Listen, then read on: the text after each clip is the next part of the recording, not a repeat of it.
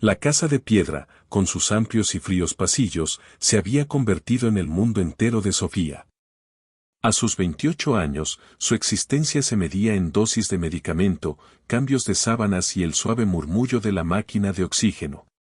Don Ernesto, su padre, yacía en la cama, un hombre que alguna vez fue un roble de la industria local, reducido ahora a una frágil sombra de sí mismo por un corazón obstinado y una mente a veces confusa. Ella era su ancla, su enfermera, su cocinera, y su única compañía. Desde hacía 2 años, Sofía se había convertido en un espectro, moviéndose en silencio por la casa para garantizar el confort de su padre. Había renunciado a su carrera de diseño gráfico, a las salidas con amigos, e incluso al amor que tímidamente comenzaba a florecer con un colega. Todo se había esfumado bajo la única y pesada obligación del cuidado. No era una obligación impuesta, sino una elección profunda nacida del amor y la gratitud. Don Ernesto y su difunta esposa, doña Clara, la habían rescatado de un orfanato y le habían dado un nombre, un hogar y, lo más importante, un afecto incondicional que nunca recibió de nadie más. El día comenzaba antes del amanecer. A las 6 en punto, Sofía ya estaba en la cocina, preparando un caldo nutritivo y moliendo las pastillas que debían ser administradas con precisión militar. Luego venía el ritual de higiene, el baño de esponja, el cambio de pañales y la meticulosa revisión de las escaras en su piel envejecida. Sofía lo hacía todo con una ternura infinita, ignorando el olor persistente de la enfermedad y el cansancio que se le acumulaba en los huesos. A veces, Ernesto abría sus ojos nublados y le sonreía, una sonrisa débil pero llena de reconocimiento. «Mi ángel, Sofía», susurraba con voz pastosa. Esos pequeños momentos eran el combustible que la mantenía en pie. Sin embargo, el silencio de la casa era a menudo interrumpido por el chirrido del buzón o, peor aún, por el sonido de un motor que llegaba y se marchaba rápidamente. Esos eran los indicios de sus hermanastros, Marco y Elena. Marco, el primogénito, era un empresario ambicioso que vivía en la capital y solo llamaba para preguntar si su padre seguía estable, lo que Sofía traducía como si el testamento seguía sin abrirse. Elena, la hija menor, había hecho de Europa su hogar y sus visitas eran tan fugaces como un relámpago, casi siempre terminando en un comentario despectivo sobre el sacrificio de Sofía, que según ella, era solo una estrategia para asegurarse una porción mayor de la herencia. Nunca ofrecían ayuda, ni siquiera una hora de alivio. La realidad era brutal. Para Marco y Elena, Sofía no era una hermana, sino una intrusa adoptada, una sombra tolerada por sus padres que ahora estorbaba en el camino hacia la fortuna familiar. Una tarde, mientras le ajustaba la almohada, don Ernesto tomó su mano con una fuerza sorprendente. Sus ojos, por un instante, se volvieron claros y penetrantes. «Sofía», dijo con una claridad inusual. «Tú eres mi sangre, no importa el papel. Ellos no entienden nada de valor. Hay cosas que no están a la vista, mi niña. Cosas que solo tú». Su voz se apagó de nuevo, y su mirada se perdió en el techo, como si el esfuerzo de la verdad hubiera agotado sus últimas reservas. Sofía se quedó con el corazón palpitando, la frase incompleta resonando en el vacío de la habitación. ¿Qué cosas no estaban a la vista? ¿Qué valor ignoraban sus hermanos biológicos? Ella solo lo tomó como la divagación de un anciano enfermo, pero la semilla de la duda y la promesa quedó plantada en su mente exhausta, añadiendo una capa de misterio a su ya solitaria rutina de cuidado. Se prometió a sí misma descifrar ese último mensaje, aunque fuera solo para darle paz al alma de su amado padre. Este primer indicio se sentiría como el inicio de una búsqueda personal, eclipsando el inminente y temido encuentro familiar. Sofía se sentó al lado de su padre, leyendo en voz baja un pasaje de su libro favorito, 100 años de soledad. A menudo, la cadencia de su voz era suficiente para calmar las agitaciones nocturnas de don Ernesto. Mientras leía sobre la estirpe de los Buendía, su mente inevitablemente retrocedió a su propia historia, a los orígenes de su vida en esa casa. Su adopción no fue un acto de caridad a medias, fue un evento planeado con amor por don Ernesto y doña Clara, después de años de infructuosos intentos por tener otro hijo tras el nacimiento de Elena. Sofía recordaba vagamente el orfanato, el frío, el ruido, la impersonalidad. Luego, la llegada de Clara, con su cálida sonrisa y su olor a lavanda, y Ernesto, con sus manos grandes y protectoras. Ellos la llenaron de certezas, borrando el estigma de ser la abandonada. Sin embargo, la armonía del hogar siempre estuvo teñida por la frialdad de Marco y Elena, quienes eran considerablemente mayores que ella. Marco, ya en la adolescencia, y Elena, al borde de la juventud, nunca la aceptaron. Para ellos, la hija del orfanato era una amenaza, una distracción del afecto y, crucialmente, una futura competidora por la herencia. Los cumpleaños de Sofía eran ocasiones para regalos caros y escasas sonrisas de sus hermanos. Los juegos familiares terminaban cuando Marco o Elena le recordaban, sutil o abiertamente, que ella no compartía la verdadera sangre de la familia de la Vega. Don Ernesto siempre salía en su defensa: ella es más de la Vega que ustedes dos juntos, solía gritar, pero la herida dejada por la exclusión era profunda y permanente. Una mañana, mientras Sofía cambiaba las flores del jarrón en la mesita de noche de Ernesto, él abrió los ojos. «Mi Clara», murmuró, y luego se corrigió, fijando su mirada en Sofía. «Tu madre, mi vida». Ella tenía un plan. Un plan para la casa. Para el legado. Se agitó levemente. «No dejes que se lo lleven. El verdadero valor no está en las cuentas bancarias, Sofía. Está en lo que construimos, en lo que guardamos». Estas palabras le dieron a Sofía escalofríos. ¿Se refería a la vieja fábrica? ¿O a algo más personal? La conversación fue interrumpida por el toque de un claxon impaciente. Era Elena. Elena de la Vega entró en la casa con un abrigo de diseñador y unas gafas de sol que no se quitó ni siquiera en el interior. Su visita duró 20 minutos. Se acercó a la cama de don Ernesto, le dio un beso seco en la frente y luego se dirigió directamente a Sofía, arrastrándola hacia la cocina. «Escucha, Sofía», dijo Elena, con esa condescendencia que la caracterizaba. «He hablado con Marco. Necesitamos que el testamento se lea pronto. Papá ya no está lúcido, y si firma algo más, podría ser invalidado. Hemos de asegurarnos de que todo esté en orden antes de que el inevitable suceda». Elena ni siquiera disimuló su impaciencia por la muerte de su padre. Cuando Sofía le recriminó su falta de humanidad, Elena solo puso los ojos en blanco. «Sé realista. Llevas 2 años fingiendo ser la hija perfecta por un techo. ¿Crees que papá nos dejará fuera a nosotros por ti? Te dará una pensión, claro, pero la empresa y la casa son nuestras. No pierdas tu tiempo. Solo infórmanos de inmediato si su estado empeora». Y por cierto, añadió, recogiendo un folleto de una clínica de reposo de lujo que había dejado estratégicamente en la mesa, tal vez deberías considerar llevarlo a un lugar donde puedan cuidarlo profesionales. Esto está afectando tu vida. Con un último gesto de desdén, se fue, dejando tras de sí un rastro de perfume caro y el sabor amargo de la humillación en el aire. Sofía se sintió herida, pero, por primera vez, sintió una punzada de rabia. No era por la herencia, sino por la injusticia y la falta de respeto hacia el hombre que tanto amaba. El comentario de Elena sobre algo más que Ernesto pudiera firmar reforzó la extraña advertencia de su padre. Había algo oculto, algo que sus hermanos querían evitar que saliera a la luz. El enfrentamiento con Elena dejó a Sofía con una sensación de urgencia. Don Ernesto, ya frágil, parecía decaer más rápido después de las visitas de sus hijos biológicos. Una tarde, mientras le daba un sorbo de agua, Ernesto la detuvo. «El cajón», Sofía logró articular con un hilo de voz. «El cajón secreto del escritorio de tu madre. Lo que ella guardó. Lo que te guardó». Sofía nunca había oído hablar de un cajón secreto. La señora Clara había fallecido 5 años atrás, y aunque su recuerdo seguía vivo en cada rincón, el dolor de la pérdida había impedido que revisaran todas sus pertenencias a fondo.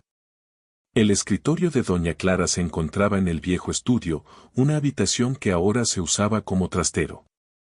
Sofía se armó de valor y, bajo la tenue luz de una lámpara de pie, comenzó su búsqueda. Era un escritorio antiguo de caoba, con 6 cajones bien hechos. Los revisó todos, encontrando solo papeles de la casa, viejas agendas y bolígrafos secos. No había nada fuera de lo común. Siguiendo su intuición, pasó sus dedos por la parte inferior de los cajones, buscando un mecanismo o un hueco. Finalmente, al presionar un pequeño resorte oculto bajo el borde del cajón más bajo, un compartimento angosto y alargado se deslizó hacia afuera con un clic seco.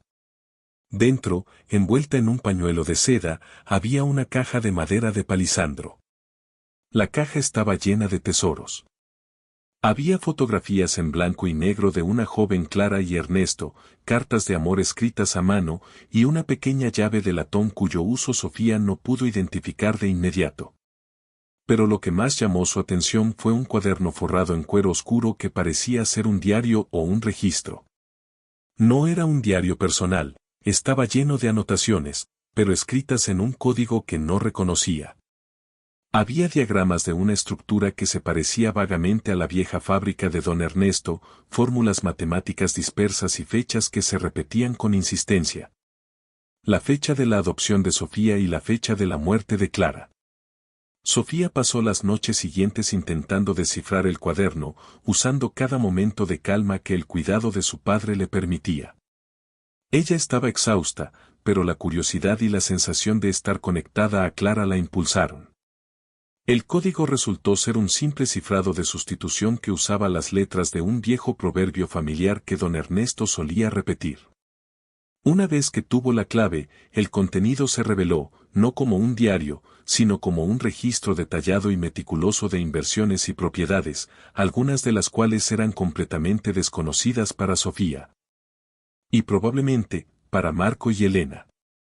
Entre los documentos, encontró un plano de la casa, el mismo plano que ella había visto en el estudio, pero con una adición importante, un pequeño círculo rojo con la letra C marcada en el sótano. En un área que siempre había estado tapiada y que, según Ernesto, era un viejo depósito de carbón. El texto adyacente al plano decía, aquí está el futuro, mi pequeña. La semilla. Protégela. Sofía sintió un escalofrío. Parecía que doña Clara había estado construyendo un nido, un refugio financiero y físico, y que solo Ernesto y ella sabían de su existencia. No era solo un tesoro, era un plan de protección. El conocimiento la hizo sentir más poderosa y, a la vez, más temerosa. Si sus hermanos descubrían esto antes de que se leyera el testamento oficial, su vida en esa casa se convertiría en un infierno. La revelación del verdadero legado de Clara la impulsó a actuar, pero también la llenó de incertidumbre sobre cómo usar esta información sin traicionar la confianza de su padre. Apenas una semana después del descubrimiento del diario codificado, la tranquilidad de la casa se hizo añicos. El abogado de la familia, el señor Ramos, llamó a Sofía para informarle que don Ernesto había solicitado una reunión urgente con todos sus hijos para discutir el estado de su voluntad y algunas cuestiones financieras pendientes. Esta noticia, que Sofía transmitió a sus hermanos, actuó como una sirena de alarma.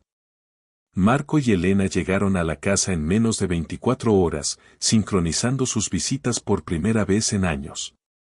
Marco, con su traje impecable y su aire de superioridad, lideró el ataque. Encontraron a Sofía en la sala, revisando las medicinas de Ernesto. Sofía, comenzó Marco, su voz cortante como el cristal, necesitamos tener acceso a los documentos bancarios y a las escrituras. El señor Ramos nos ha pedido copias de los últimos movimientos.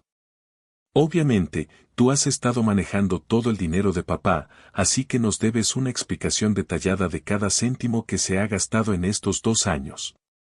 Elena se unió, apoyada contra el marco de la puerta con los brazos cruzados. Sí, querida hermanita, dijo con sarcasmo. Hemos sido muy pacientes, pero el hecho es que tú no eres una heredera principal. Eres la persona que papá contrató, a su manera, para que lo cuidara. No tienes derecho legal a manejar sus activos, y francamente, lo que has gastado en terapias alternativas y alimentos orgánicos parece excesivo. Parece más un gasto personal disfrazado. La acusación fue como una bofetada. Sofía sintió el calor en sus mejillas, pero su corazón estaba frío de tanta indignación. ¿Contratada? ¿Creen que los pañales que le cambio o las noches que paso en vela por su fiebre se pagan con dinero? Ustedes no han pasado ni 5 horas seguidas con él en 2 años. El dinero se ha gastado en su salud y bienestar, y cada cuenta está en orden. Ustedes han abandonado a su padre, y ahora solo regresan por el dinero, como buitres, gritó Sofía, una explosión de ira reprimida que la dejó temblando. Marco soltó una risa seca. ¡Qué drama! No te molestes en actuar para nosotros. Te daremos una cantidad decente para que te mantengas, y te dejaremos vivir aquí unos meses para que te busques un lugar. Pero la casa es parte del patrimonio de la empresa, y la empresa nos pertenece a Elena y a mí por línea de sangre. Así lo quiso papá, y así lo dice el Viejo Testamento. Sofía apretó los puños, la pequeña llave de latón del cajón de Clara grabada en la palma de su mano. Quería revelar lo que sabía, mostrarles el diario y los planos, pero se contuvo. Recordó la advertencia de Ernesto, cosas que solo tú. Si el testamento que mencionaban era el original, el que dejaba el grueso del patrimonio a los hijos biológicos. Ella tenía que encontrar la manera de que la verdad de Clara y Ernesto saliera a la luz a través de un canal legal, no a través de una pelea doméstica. Horas más tarde, después de que Marco y Elena se marcharan con una lista de documentos que exigían, Sofía recibió otra llamada del señor Ramos. El abogado, con un tono más serio, le dijo que la reunión familiar no sería opcional. Don Ernesto insiste en que la lectura del testamento se haga el próximo viernes, explicó el abogado. Es un procedimiento inusual que él quiere adelantar, quizás como medida preventiva. Él ha estado muy firme al respecto, e incluso ha mencionado que hay ciertos documentos nuevos que deben ser considerados. Por favor, asegúrese de que todos los herederos estén presentes. Esto no es solo una revisión, será la lectura final, Sofía. La fecha límite la golpeó con la fuerza de un puñetazo. Tenía solo 4 días para descifrar el misterio del sótano y la llave. La cuenta regresiva había comenzado, y la sorpresa que su padre le había prometido estaba a punto de desvelarse. Con la fecha de la lectura final del testamento acechando, Sofía se sintió impulsada a la acción. El tiempo era su enemigo, y la hostilidad de Marco y Elena solo la motivaba más. Ella sabía que la clave para la sorpresa de su padre y la verdad de su madre, Clara, residía en el área tapiada del sótano que el plano secreto había marcado. Esa noche, cuando don Ernesto finalmente se durmió tras un día agitado, Sofía tomó la linterna y bajó al sótano. Era un lugar húmedo y polvoriento, lleno de muebles viejos y objetos olvidados. Encontró el lugar marcado con la C en el plano, una pared de ladrillo antiguo, claramente diferente al resto del cemento circundante. Era una pequeña sección que había sido sellada hace muchos años, probablemente cuando la casa fue remodelada. No podía arriesgarse a usar herramientas ruidosas. Sofía examinó el área de ladrillo con detalle. Recordó la pequeña llave de latón de la caja de Clara. Era demasiado pequeña para una puerta, pero quizás no para una cerradura oculta. Al pasar sus dedos por las líneas de mortero, sintió una pequeña depresión en el centro. Al presionar, un ladrillo cedió levemente. Detrás de él, no había un hueco, sino un pequeño ojo de cerradura incrustado en el mortero. Con manos temblorosas, introdujo la llave de latón. Giró con un clic audible y la sección completa de ladrillo se deslizó hacia afuera como un panel, revelando un nicho oscuro y estrecho. En el nicho, no había oro ni joyas, sino una pequeña caja de seguridad de acero, asegurada a la pared. Pegado a ella con cinta adhesiva, encontró un sobremanila sellado con cera roja, con el sello personal de don Ernesto. La caligrafía en la parte frontal era firme y clara, escrita a mano por Ernesto. Para ser entregado al señor Ramos. Solo abierto en presencia de mis 3 hijos. Anula y reemplaza toda disposición anterior. 15 de abril, 2023. La fecha era reciente, apenas unos meses antes de que su salud se deteriorara catastróficamente. Sofía sintió que le faltaba el aliento. Esto no era un codicillo, era un testamento completamente nuevo. La sorpresa de la que hablaba su padre no era un regalo sentimental, sino una declaración legal y una revancha. Ella guardó la caja de seguridad y el sobre con sumo cuidado, volviendo a sellar el panel de ladrillos. Al regresar a su habitación, Sofía sintió el peso de la responsabilidad. La caja fuerte debía contener los documentos de propiedad de los activos ocultos que Clara había registrado en el diario. El sobre era la prueba legal de la última voluntad de Ernesto. Ella había encontrado la pieza faltante, el verdadero legado de sus padres adoptivos. Pero aún debía mantenerlo en secreto. Marco y Elena harían lo que fuera para invalidar el documento. Sofía decidió que lo más seguro era guardar la carta y la caja hasta el momento exacto de la lectura del testamento, justo antes de que Marco y Elena pudieran firmar cualquier acuerdo basado en el documento antiguo. La valentía que había acumulado en sus años de cuidado se transformó ahora en una fría determinación estratégica. Sabía que esta era la única forma de honrar el sacrificio que sus padres habían hecho por ella y de proteger su última voluntad.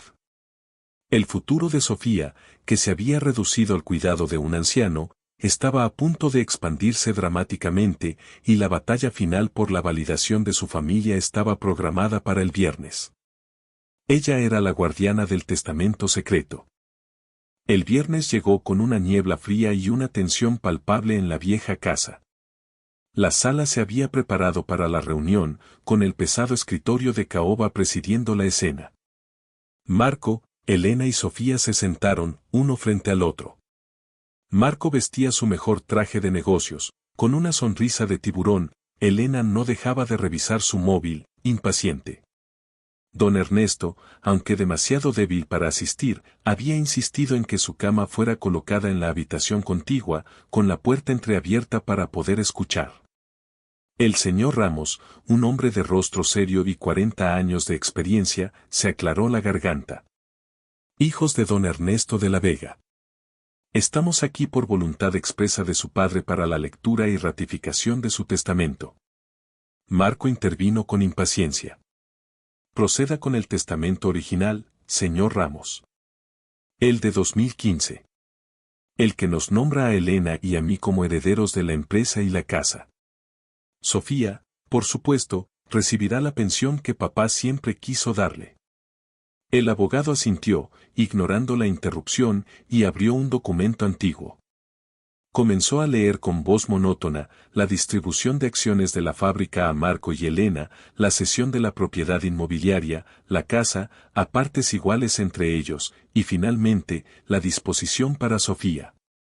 A mi hija Sofía, por el amor y la dedicación que le tengo, le dejo una suma global de $50,000 para que comience una nueva vida. Y el derecho a residir en la casa por un plazo de 6 meses después de mi fallecimiento. Marco y Elena intercambiaron una mirada de satisfacción. Sofía sintió un nudo en el estómago, pero se mantuvo firme, su mano derecha aferrada a la carpeta donde guardaba el sobre secreto. $50,000. Una miseria comparada con los millones que sus hermanos estaban a punto de heredar.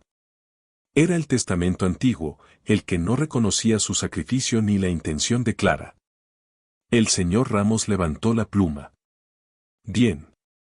Una vez leído, ruego que firmen para validar la recepción de la información y la conformidad con los términos. Un momento.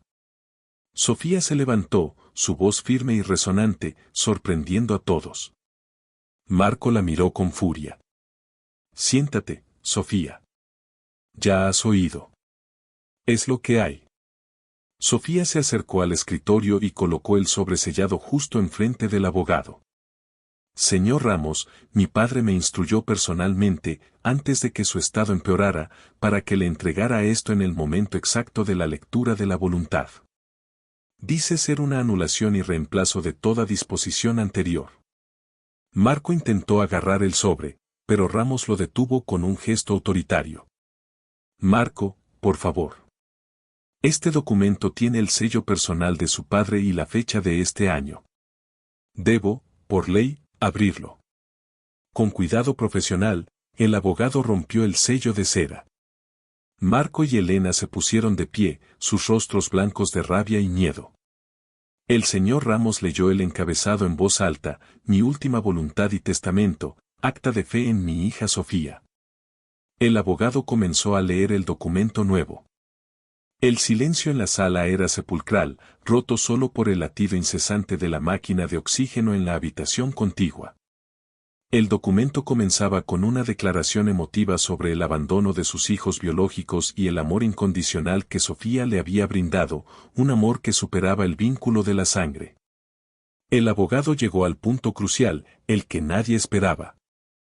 El señor Ramos leyó las cláusulas finales del Nuevo Testamento, y cada palabra caía como una sentencia sobre Marco y Elena. Cláusula tercera: revoco y anulo toda disposición testamentaria anterior, incluyendo el testamento fechado en el año 2015. Y deseo que mi patrimonio sea dividido conforme a las siguientes disposiciones, basadas en la fe y el amor incondicional que he recibido de mi hija, Sofía. Marco gritó: esto es un fraude.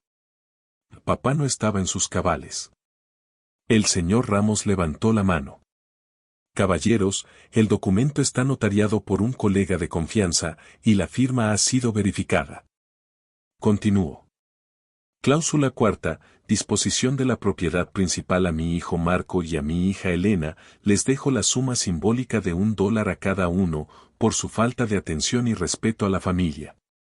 La casa familiar, así como todas las acciones de la compañía de la Vega Holding, que yo sé que solo les interesa por su valor líquido, serán administradas por mi albacea. Cláusula quinta: la verdadera heredera dejo a mi amada hija, Sofía de la Vega, quien ha sido mi única cuidadora y mi faro, el control total y absoluto de mi patrimonio. No solo le lego la casa y una asignación para sus cuidados, sino también la existencia de mi mayor activo, mantenido en secreto hasta ahora, la propiedad del manantial. Una parcela de tierra valorada en $10 millones, comprada por mi esposa Clara con fondos propios y registrada únicamente a mi nombre para este fin. Esta propiedad no figura en los libros de la empresa y fue mi intención que solo fuera de ella. Sofía deberá usar las ganancias de esta propiedad para mantener la casa familiar y para garantizar el mejor cuidado posible para mí mientras viva. El verdadero golpe de gracia llegó al final. Cláusula sexta: el legado de Clara y el negocio. Nombro a Sofía de la Vega como la única administradora y nueva propietaria de la patente industrial número 447-B. El núcleo de la producción de nuestra empresa, un activo que Marco y Elena nunca se preocuparon en investigar. Por su conocimiento técnico y su nulo interés en la venta de la empresa, ella tendrá la última palabra sobre el destino de los negocios y los activos de la empresa, con la obligación de mantener la fuente de trabajo de nuestros empleados. El poder reside en el conocimiento, y ese conocimiento está en la caja de seguridad que Sofía tiene en su poder, donde se encuentran las escrituras del manantial. El señor Ramos concluyó y cerró el documento. Marco estaba morado de rabia. La demandaremos, esto no quedará así, ella es una cazafortunas, una intrusa. Elena comenzó a llorar, pero no por su padre, sino por la pérdida del dinero. No es justo. No es de nuestra sangre. Sofía, pálida, se mantuvo erguida. No sentía alegría, sino una profunda y conmovedora validación. Su padre no solo le había dejado bienes materiales, sino que había proclamado su amor y su fe en ella frente a todos. La sorpresa no era el dinero, sino el reconocimiento. Marco, Elena, dijo Sofía, su voz ahora tranquila, pueden demandar lo que quieran. Pero, ¿Saben qué es lo que realmente heredaron hoy? La vergüenza de haber abandonado al hombre que les dio la vida por un pedazo de papel. Yo heredo su amor y su confianza. Y usaré este patrimonio para honrar su nombre, no para destruirlo. No me interesa la fábrica, sino la gente que trabaja allí. No me interesa la fortuna, sino la paz de mi padre. Horas después, cuando Marco y Elena se marcharon jurando venganza legal, Sofía regresó al lado de don Ernesto. Él estaba despierto, una lágrima silenciosa rodando por su mejilla. «Lo hiciste, mi niña», susurró. «Sabía que la encontrarías. Sabía que tú lo merecías». Sofía tomó su mano y le dio un beso en la frente. La sorpresa no era el dinero, era la prueba de que el vínculo forjado por el amor y la dedicación era más fuerte y valioso que cualquier lazo de sangre.